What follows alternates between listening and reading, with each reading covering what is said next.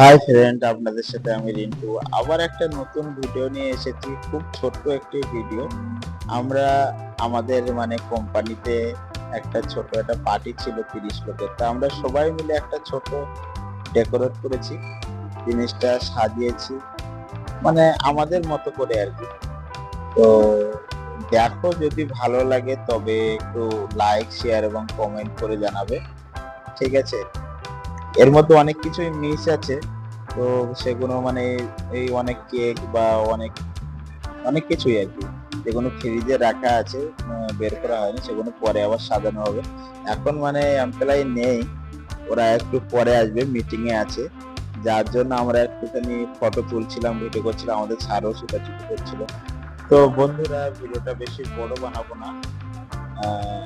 আজকে ভিডিও এই অবধি।